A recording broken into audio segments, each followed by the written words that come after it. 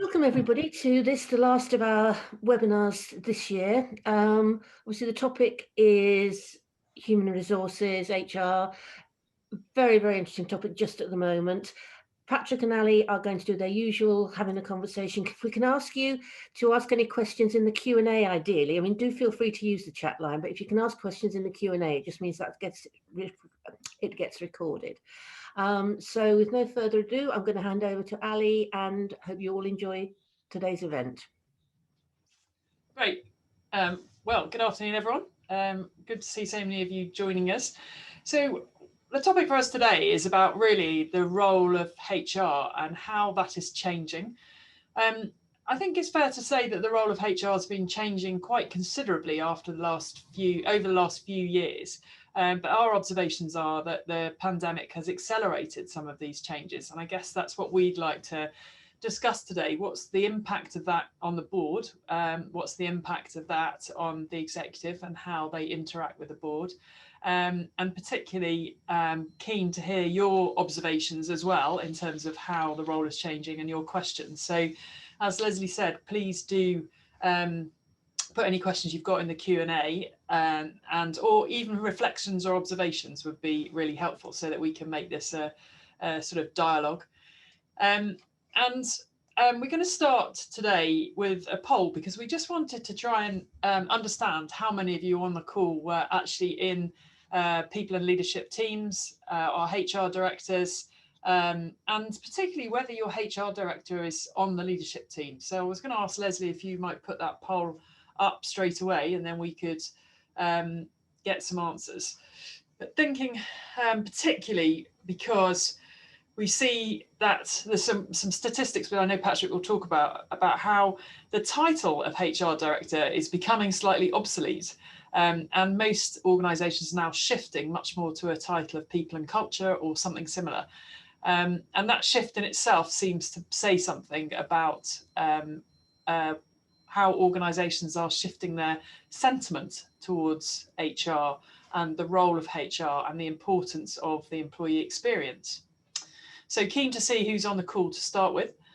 So do just answer that question, and we'll go from there.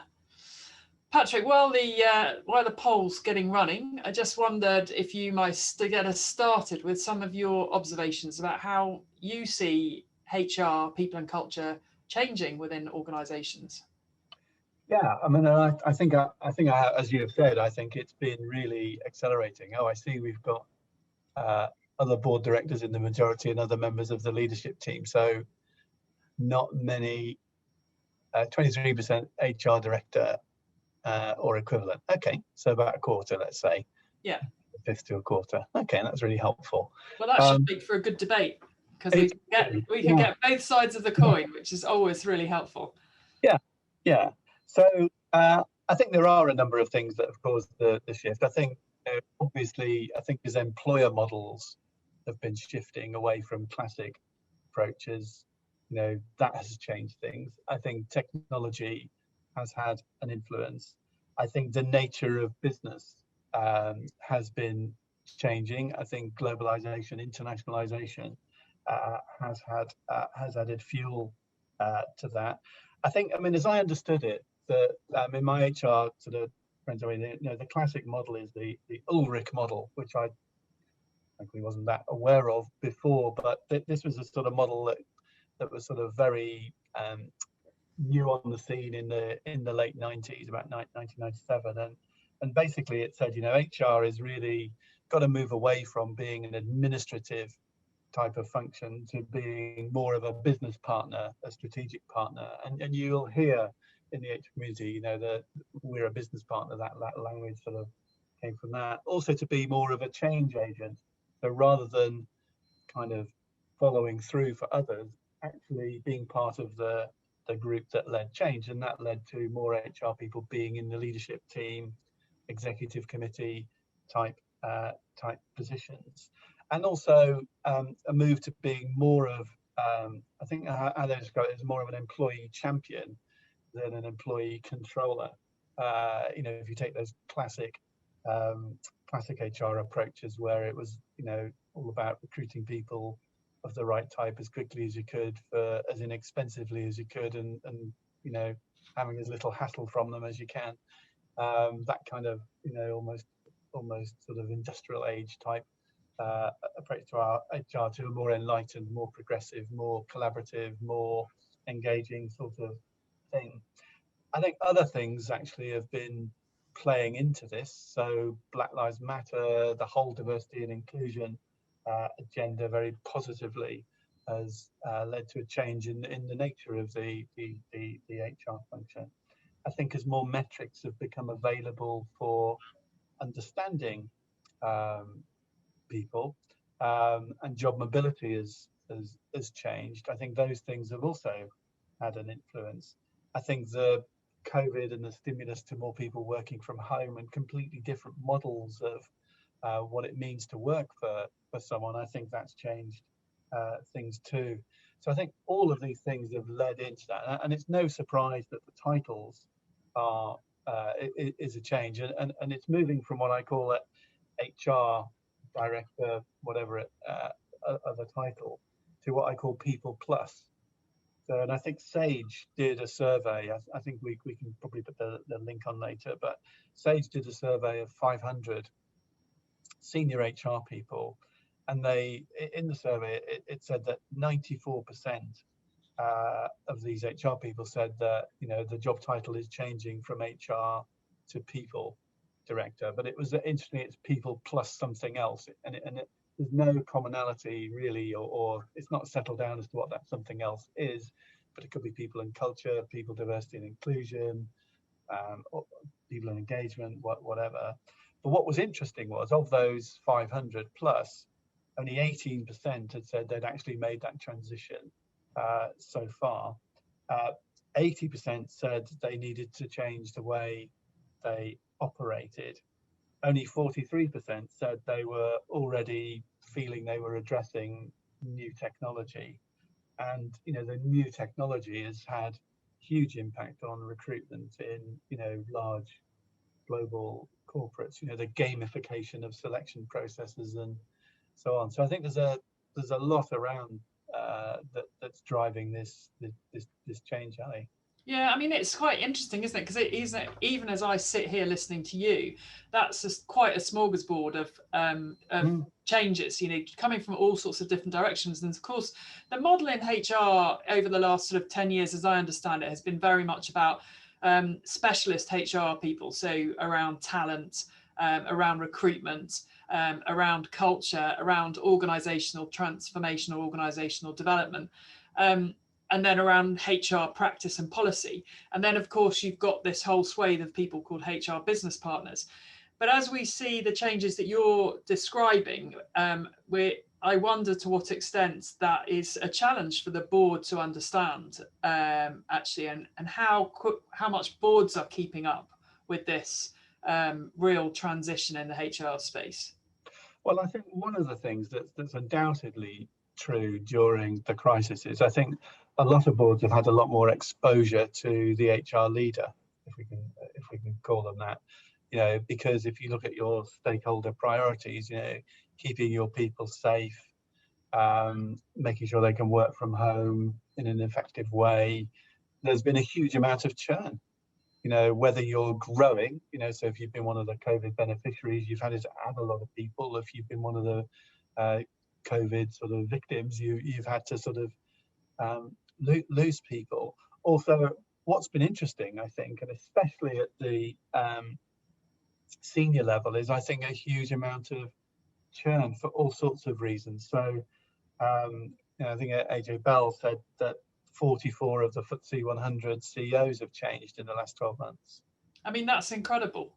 That's a phenomenal thing. You know, yeah. We've seen today, you know, the Shell announcement, where there's been a divergence of view over how progressive their green strategy should be. And so a number of the top executives have left. I mean, these are sort of really interesting things that are going on. And so the board is seeing more of HR. It's wanting to know more from HR. And I think, you know, that can be a revelation of joy or a revelation of horror for the board. You know, joy if you feel actually, wow, you know, this HR person is really on top of this. He's really thinking strategically rather than is ahead of things instead of behind them. It's been interesting looking at how different companies have responded to just simple things like home working. I mean, I was hugely impressed with EY. I chair the EY Foundation, which is independent charity, but majority funding from EY, but saw EY shift 18,000 people to home working in a day with, you know, just kind of, it was all planned, it was all smooth as could be in the circumstances, and being very impressed. And then hearing from another friend on another board where it had just been an absolute mess in terms of how they'd gone about it and how they'd executed it, how they made people feel, all of those sort of things. So I think boards have seen more of HR leaders, and you know, some have been delighted and some have been disappointed. And I think that number of changes of CEO, and it's not just the FTSE 100 there where that's happening, it's been happening in private equity land and other places, inevitably will lead to a high churn of HR directors, I think, as new CEOs come in, and you know that those two things are often correlated. Yeah, so let's I wanted to ask you, as a chair, what are the sort of briefings that you would want from HR currently? You know, what sort of areas, and I'm asking this to our audience as well, really. I'm really interested to know, as board members, what sort of briefings you are demanding from your HR team, and what sort of things you want to know about that perhaps you wouldn't have asked about in the past. Yeah, so in March, we were all, at the end of March, we were all asking, you know, how healthy are our people? You know, I don't think that usually featured as a KPI before, but, you know, we wanted to know how many have got COVID, how many have mental health issues, you know, those sorts of things. And that was to do with our oversight role. We wanted to make sure everyone was okay. You know, we all felt as human beings really, you know, responsible and wanted to know everyone was okay. And so that's sort of, that was an interesting thing. And, you know, I know there were HR directors that kind of had a way of knowing that quite quickly, and others who, you know, had to do a ring around almost, and, you know, it was a very different thing. I think we want to know, you know, engagement has been something which has been studied the hell out of for a long time, and there are, you know, experts on measuring staff engagement, and I think some of those old metrics may not work for now, and in an environment where, you know, there's massive sort of surge in unemployment, people may not be as open as they were about things, because I think the trust in data is possibly a lot less now than it was before, and people often don't really understand what, you know, despite GDPR and all that, what data is known to an employer. So I think people are being more cautious about data, the information they give to their employers. I mean, I had a fun experience the other day where HR person, one of the things I check it, can I have everyone's address, please, so I can send them a Christmas card? Normally I bring them in to the different offices and give them to people, and they said no. And I said, I'm sorry, what do you mean? Oh no, we can't do that now with GDPR. And I said, no. I think if you understand GDPR correctly, that, you know, I think the chair sending all the staff a Christmas card is a legitimate reason to have the address. But it's interesting, you know, you get that sort of response, you think, hold on a minute, you know, sort of what data can be shared, and actually have you got someone who's thinking about the issue a bit more than the rules, if you like. Yeah, so that sort of demand for kind of real-time data and sophistication of kind of data analytics. I know a lot of organisations that I work with have shifted very much away from their annual HR engagement or the annual employee engagement survey, even those that were doing kind of quarterly pulses to dip into employee engagement. Throughout the pandemic, they've had to change that approach and been much more maybe monthly, looking really at shifts in employee engagement. And I see we've got a comment here from Georgina Mitchell about We wanted to know how staff have responded to wellbeing training. They were very dismissive of it as an idea, but actually it went down very well. And I guess that sort of suggests to me, Georgina, that you are very on top of using data to really decide how to proceed with something, but also how effective it was. And that kind of skill in the HR function of being able to use that to help boards make decisions, executive teams make decisions, and the boards sort of stay on top of the oversight is so important. Yeah, I mean, I think that's absolutely right. I mean, there was another question is some of this because of the move away from command and control type classic organizational structures? And I think that's true.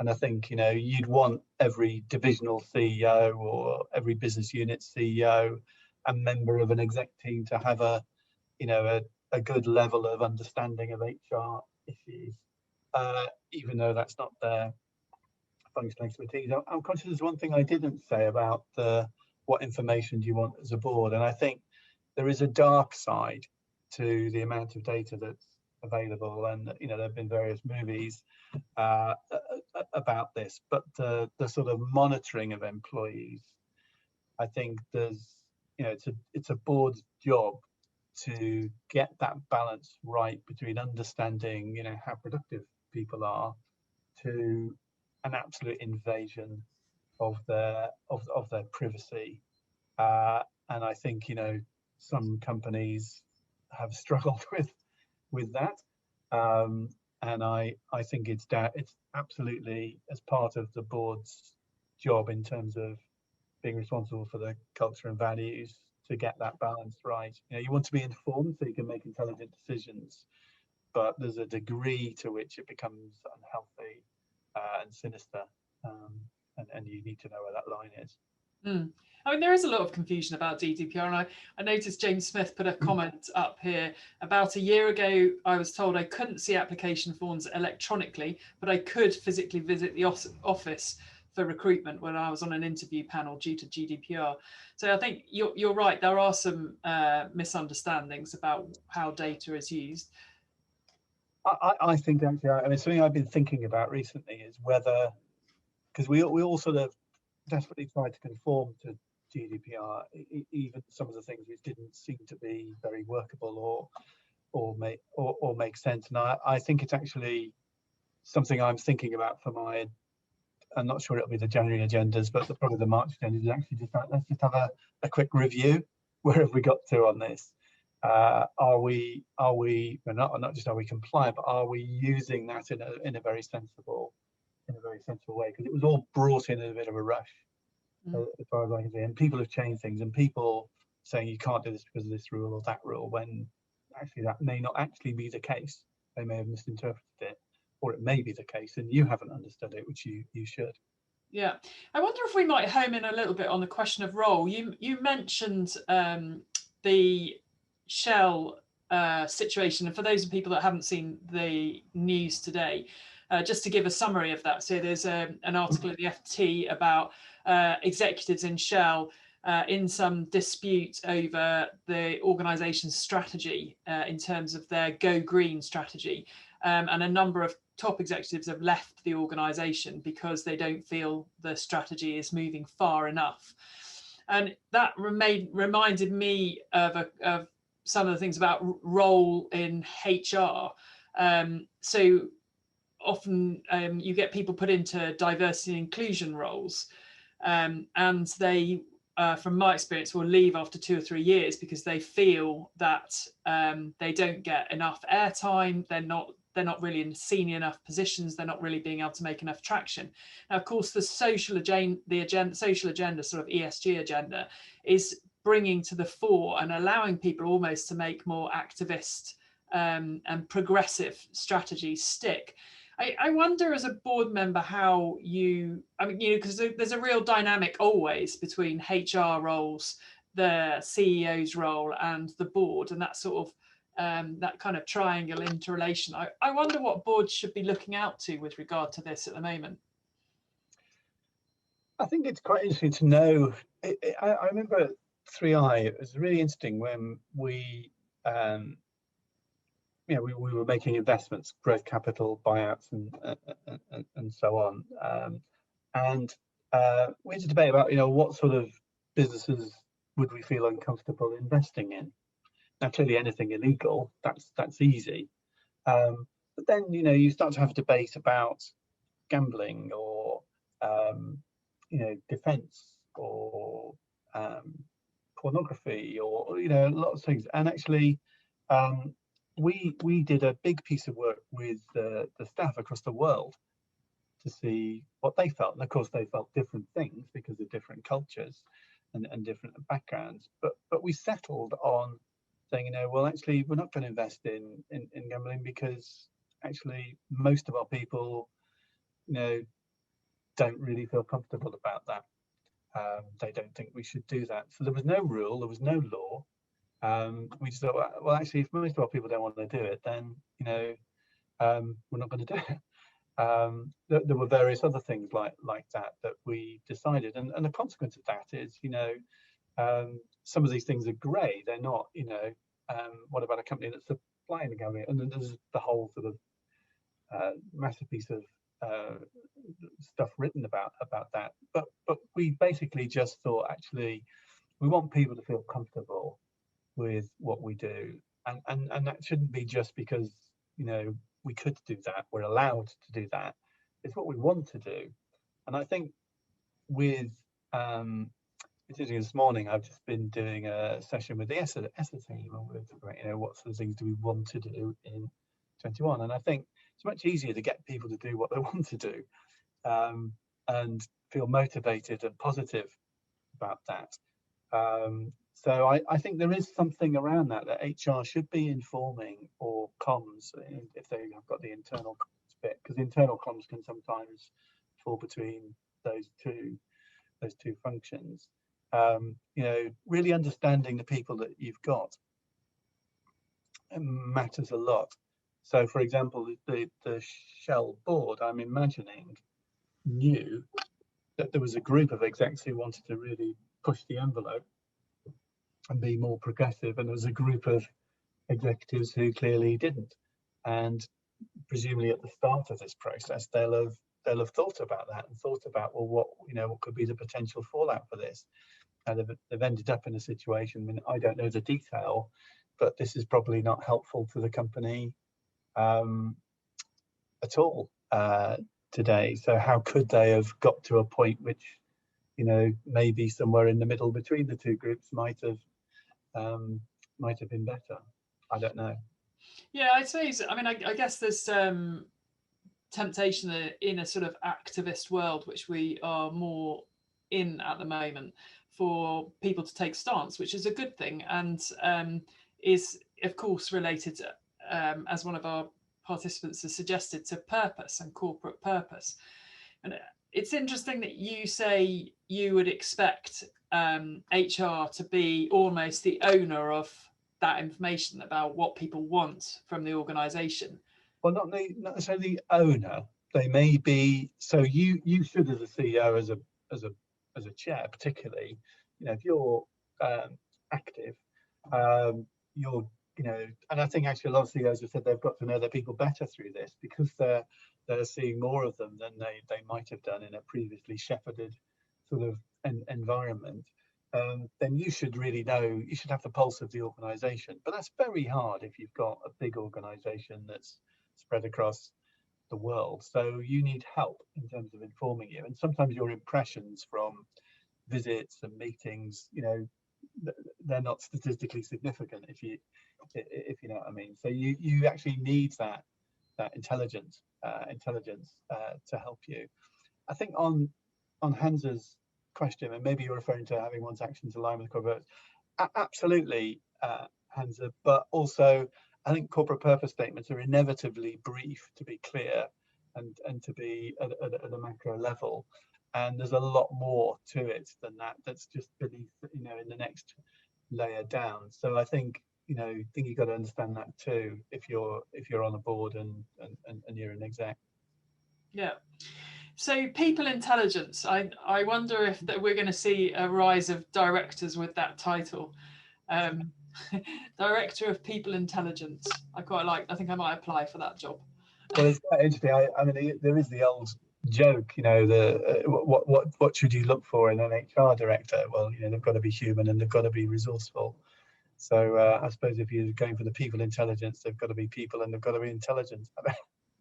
But I'm sure you rise well above that bar, Ellie.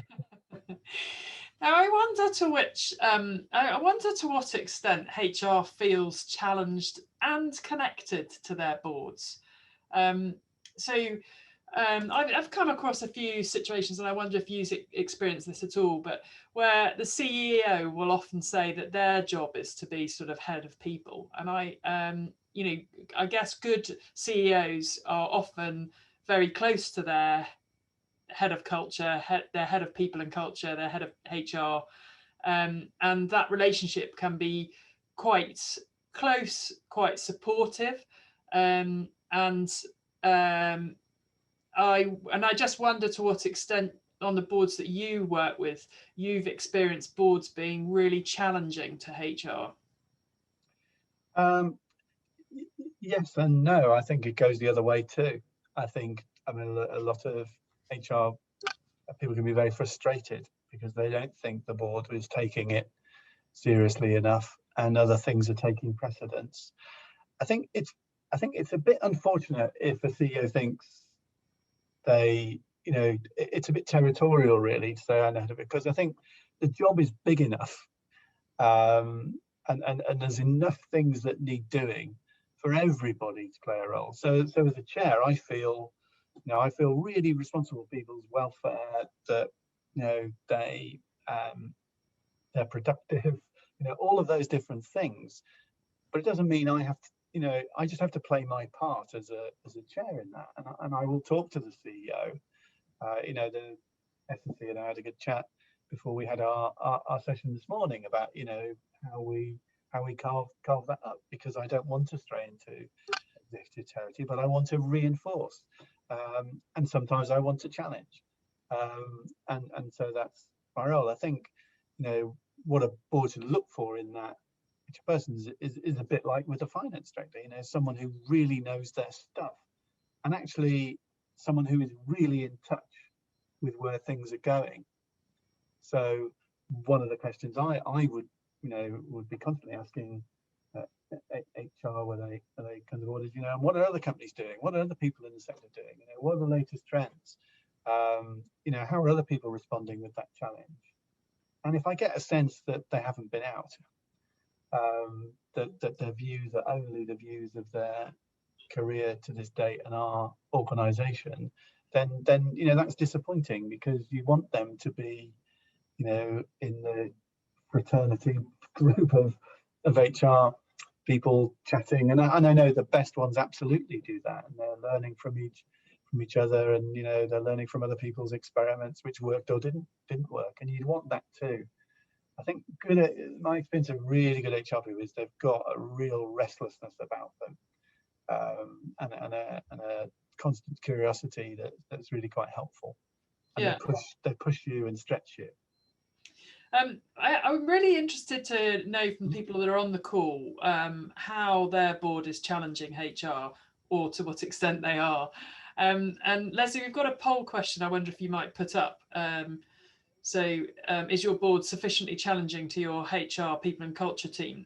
And I just wonder if we might put that up. And I'd also be interested in any comments that people have got, or comments, reflections about how the board should be challenging HR, how they should be supporting HR, what the balance is like, and the extent to which the board feel qualified to actually do that degree of challenge, or have that degree of challenge.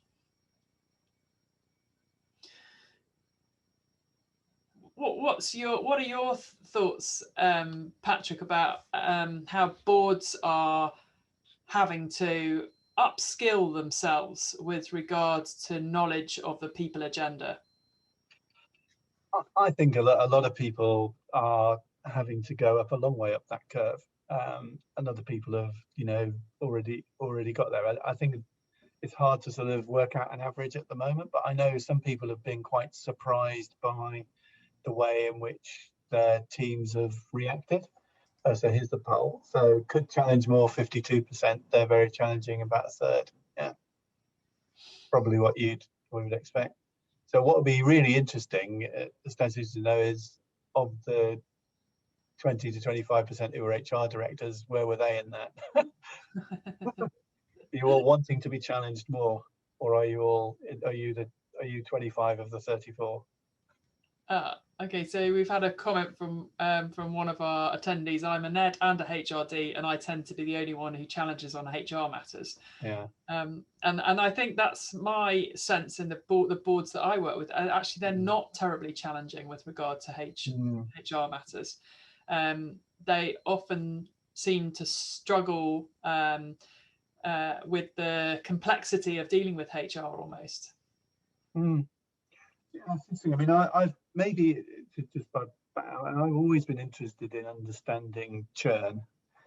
As I think it's often not really, why are people leaving, and there's a certain amount that might be a positive, natural rotation, refreshment, all the rest of it's fine. So I'm not saying churn is a bad thing, but in some companies, it tends to be a while before you realise you need to change something to stop losing good people.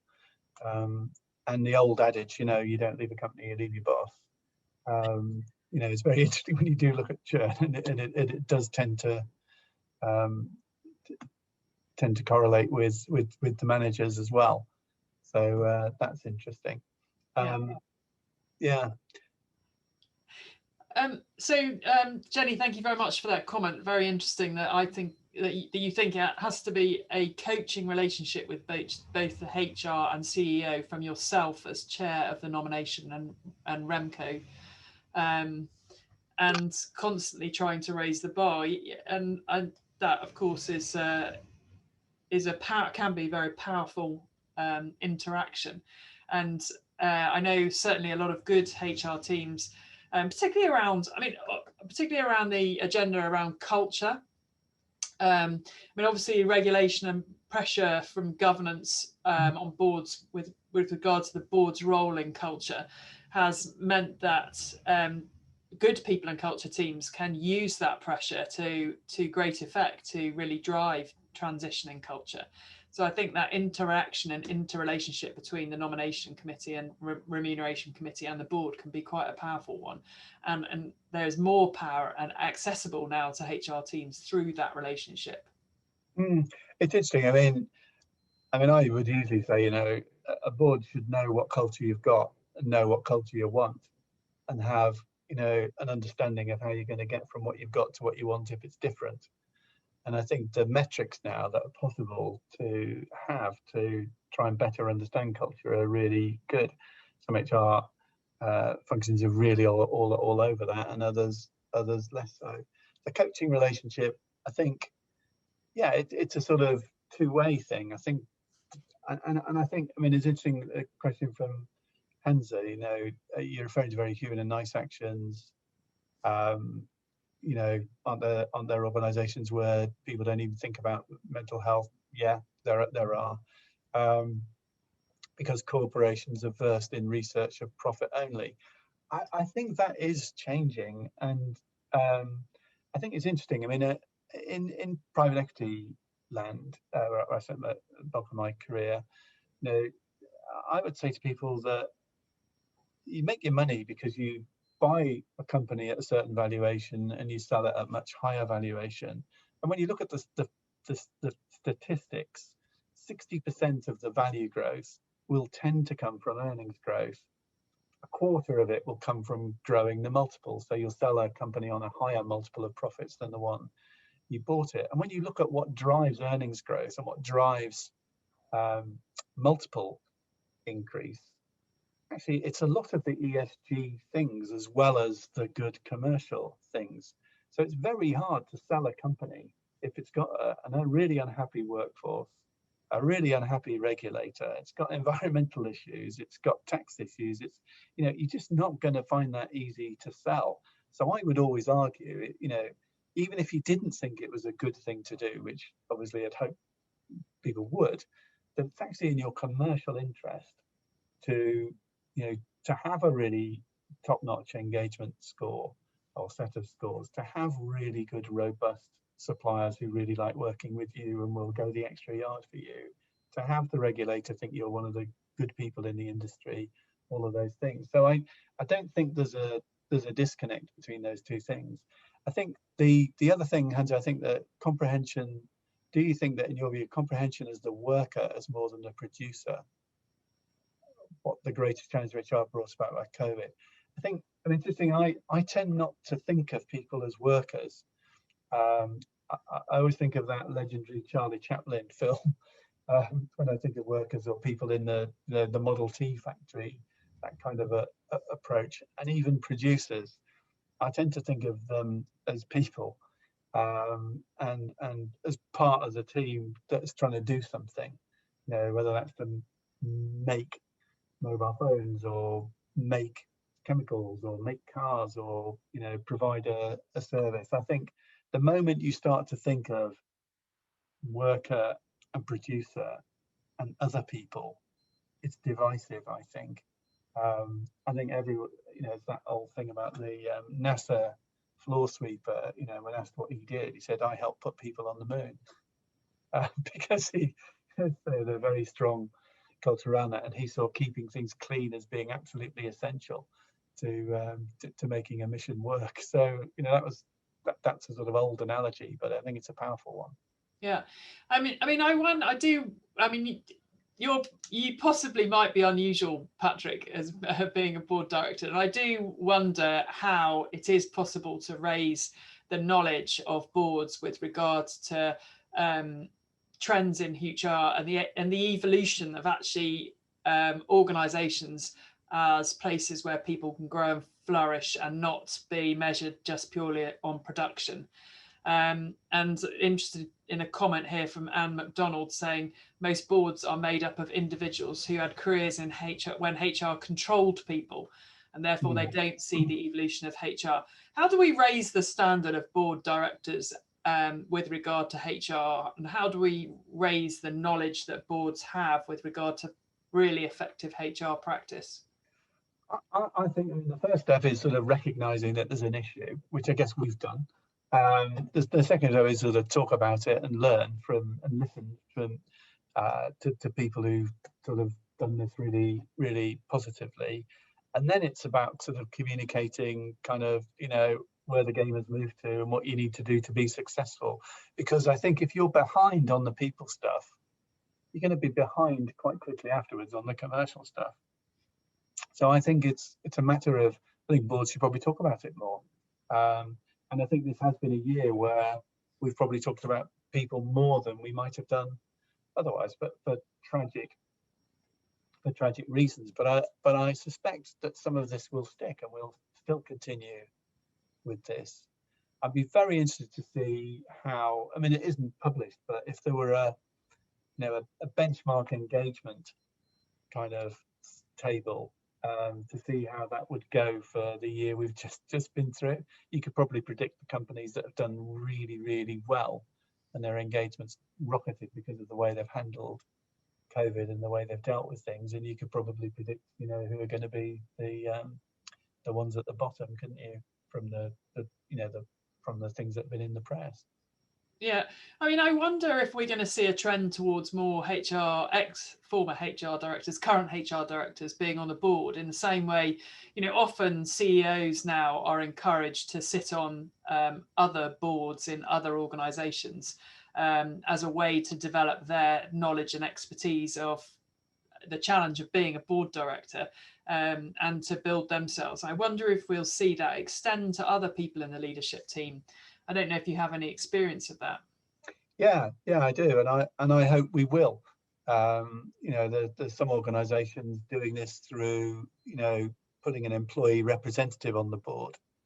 And actually, I think a few of them have done that with not necessarily the HRD, but a sort of more junior person in HR. But also, I think it's probably better if they were on the boards of other companies. I think they then have a better understanding of where the board's coming from. and the issues the board wrestles with, and they probably have, because they have that stature, that status of being a non-exec. You know, if they start asking people questions, then you know they're going to get answered, aren't they? But I think also there's an issue around, you know, would people think of an HR director as a natural non-exec, and are HR directors equipped to be non-exec? So there may be some training required. There may be, you know, changes in perception required. But you know, some of the people who are doing HR jobs, it's a very difficult job a lot of the time. A lot of complexity, a lot of ambiguity to manage, a lot of different powers to sort of navigate between. You know, the really good ones are very wise people, and I think would be good board directors, but either they you know, people haven't thought of it, or they haven't tried, and I think they probably have tried. So yeah, it's probably a good debate to get going. Well, it certainly is. I mean, you know, I'd say often you would hear that some of the comments that you just made, you know, is someone who's HR qualified to be a board director. Well, everyone needs training to help them understand how to be a board director, or experience, whether it's experiential training or external support. But you know, the HR job is a big job, often very big budgets to deal with, considerable complexity. We have a question here from, is it typical to have a dedicated HR person on the board? If not, why not? I mean, our model currently in the UK in large companies is generally for the CEO and the CFO to be the board members. And that's morphed towards that from maybe 20 years ago, where you might have the CEO of the biggest business unit on the board as well. The HR person should be in the leadership team, I think at least. And I do think, you know, it would be healthy if they had a board position in another organisation. I think that would also help with their credibility in the boardroom. If they're a non-exec, you know, whether they were good at it or not, it would probably just help having a bunch of it. There's a question about, look at the FTSE 350, 83% of the chairs of non-coms are the board chair. The majority of no special. Also, role of non-coms a lot less prescriptive than audit. I think non-coms are a vitally important committee, and I would generally, I mean, where I'm chair, I wouldn't be chair of the non-com. I think it's not a good idea for the chair to chair any of the subcommittees. I think and you'd expect the senior independent director to chair non-com typically, unless they were chairing audit and risk. So I think, yeah, but you said FTSE 350. I think in the FTSE 100, it's generally not the chair who's chairing the non-com. It's generally the SID. But I think the point Jenny's making, isn't it, is that if you look at the chairs of NOMCO, they are not specialist. They have no specialist HR or organisational development experience, which in itself is a curiosity, given that that's what those committees are there to do. So it does seem there's a substantial lack, really, of senior HR people either taking up or being put forward for these sorts of roles. So it's interesting. I mean, it's tiny. It's not a FTSE 350, but the EY Foundation, we have, you know, I don't chair the nominations committee. Rebecca Robbins, who's head of talent and culture at Interbratton, does. She's one of our trustees. But we also have an HR person, Diane, who is HR director of the Big Lottery, as a member of the REMCOM. So it's kind of, you can get that expertise without it coming from within. And I think you can be a really good chair of a non-com without having functionally done the HR job. But you would want on the non-com HR expertise. Well, that's true, though. It's true, but you would say that particularly, for example, jobs like chairing the REMCO, having really good understanding of people, culture, reward, motivation, and also the skill of being a HR particularly a skill of being a HR business partner, being able to deal with conflict well, understanding how policy and process works, the informal versus the formal. Those sorts of skills are really, really powerful when you see good HR directors chairing REMCOs, in my experience. Quite masterful, actually, and they tend to create much more fair-minded policy, I think. Yeah.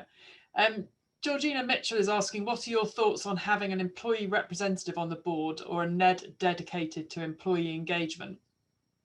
Yeah, so I've always been a big fan of having sort of younger people on boards and benefited greatly from having that. I often, though, sort of feel uncomfortable with the representative tag, because I think if that person feels they're only there because they're representing employees, and if other people think of them as the employee representative, then I mean, generally speaking, it's interesting. You look at where, I mean, Capita's got 2, I think, hasn't it? And they had a big open competition for those 2 people. But I would say if I were them and I was doing the induction, I'd say, first and foremost, we're appointing you to the board. You're a board member. You have to consider the interests of all stakeholders, and that's what I'm for. You can bring a different perspective because of your different age or different functional background or whatever. But we're not going to put all the weight on you of you being the voice of all the employees. If you employ 100,000 people, you pick one person as the employee representative and then think, well, that's going to give you the view of the employees, then seriously misguided. I think you've got the view of one employee, and they may chair an employee panel or something and get more views, but I think you need to think of them as a board member. So I like the idea of employees being on the board. I don't like the representative tag, because I think a board is a board. We're a team to get a job done, and I don't like that sort of segmenting, funneling of people. Just like, I'm really interested to know what finance directors think about strategy. I don't want to keep them in the finance silo. If they're going to be on the board, they have to take part in strategic discussions, and they have to be broader than just a numbers person. It can be quite helpful. I've seen on a number of boards, it can be quite helpful though to have a non-executive director who is appointed as the non-exec that connects with the organisation. I mean, I think all non-execs have a role to play to connect with their organisation and their people, and to get out to events, get to meet people, understand, talk to people about their work, and get under the skin of the organisation. That's fundamentally part of the job of a non-exec. But a lot of boards have found it quite helpful to nominate one of the NEDs to be a sort of representative the other way, if you like. And particularly if you've got a board that's maybe lacks the skill and knowledge of HR, that can be a useful voice. But I get what you're saying. Yeah, well, we had that at the University of Warwick board when I was on that. So we had kind of it was a council, was what the board was called, but each council member had a sort of constituency of stakeholder, if you like, that they were a sort of point person or a couple where. So that might be, someone might have a sort of particular point person with the students, the faculty, which is the sort of faculty and staff bit, the local councils, the regulator. So we sort of carved up the stakeholders that way. So, and we just thought about, the faculty and staff as just a really important stakeholder. And so that was, it was just natural that, of course, they should have someone who was kind of the point person for that. Yeah. We talked a little bit about data and digital transformation. And Mark West has just says he's involved as a NED in digital transformation, which requires us as a board to recognise that we need new skills within the company. Good conversations around challenge around new hires versus developing existing. I mean, the whole sort of digital transformation agenda, it made me think a while ago, everybody was looking for non-executive directors with digital experience, whatever that means. It's a very broad definition. Digital experience and HR, or HR directors with good digital experience, I can see that they would be an asset, possibly few and far between. Yeah, I mean, I sort of step back a little bit and think, actually, I think that there's a real shortage of people who understand data first. So not necessarily the technology, because just data. And I know David Spiegelhalter's Art of Statistics book's been a fabulous thing this year, because it's, there's been a lot of sort of more interest in statistics, and it's a really good basic grounding on, not just statistics, but the art of presenting them, and the bad things that you can do with them. So I think there's that first, and I think HR directors who understand the numbers of HR, that's really important. Then there's understanding what technology can do to help you get greater information in intelligence about what's going on. And then there's how you communicate and use that. So I'd sort of break it down into those bits. And I think a lot of the models around appraising people, because we're in that month of the year when millions of appraisals are being done, and people are putting the scores in, and it's about a negotiation for bonuses, or it isn't, and it's about keeping your job or it isn't, and I think the gamification of the appraisal process is something, actually, I think is a really interesting thing to get behind. And are you really understanding someone's true contribution through the sort of classic current approaches to appraisals? Not. So a good HR director who understood technology and data would probably be able to get behind that quite well. Yeah, say a bit. Do you mean by gamification of the appraisal process? You meaning how people game the process for their own benefit? I'm not talking about PlayStation 5. I thought you were. I was like, oh, I haven't heard about this. This is an interesting one. Yeah, I remember, my days sort of doing loads of this, and because of that, in a performance-based culture, you're going to link performance to reward, and there's nothing wrong with that. But in a business like the one I was in, where everyone's a negotiator, every appraisal is a bit of a negotiation, because that extra notch might get you an extra of a bonus. So I like to divorce, in a way, the sort of person's appraisal from the kind of bonus bit, but it's complex. Yeah.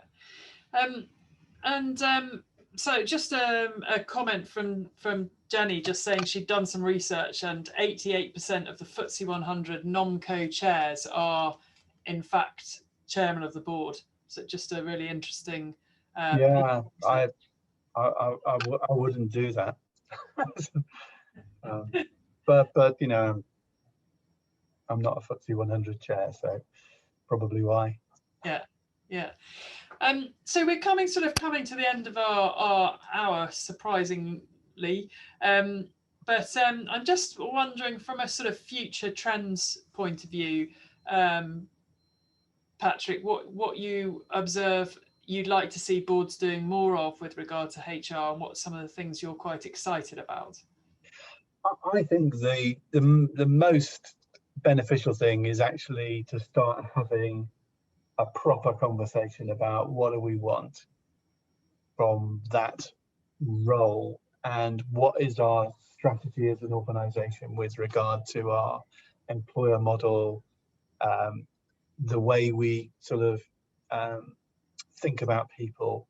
So you've got now this mass of different employment sort of contracts in any organization. There's people who are permanent, there's people who are part-time, there's people who are on contract short, long, there's people who are just on a project, and all of that, and also what do we want to do about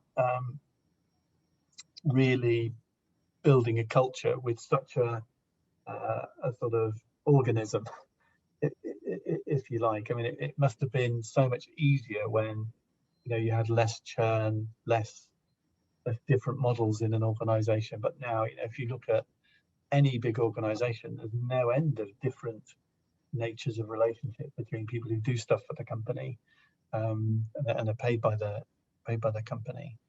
And I think it's really interesting to start having that debate. And also, how can we, in a positive way, you know, increase our productivity as a country? You know, we really not great at that. You know, the other countries can do far better, far more productive. Maybe, and then maybe because they work less hours or whatever it might be. But how can we actually make our people achieve more, and do so in a sort of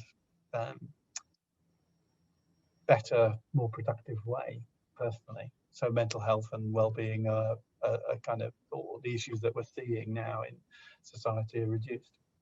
So in essence, you're sort of talking about looking for HR for different measures of success, and providing that line of sight to the board, thinking about people in a way of how can we encourage the people agenda to be much more front of mind, but around making the environment.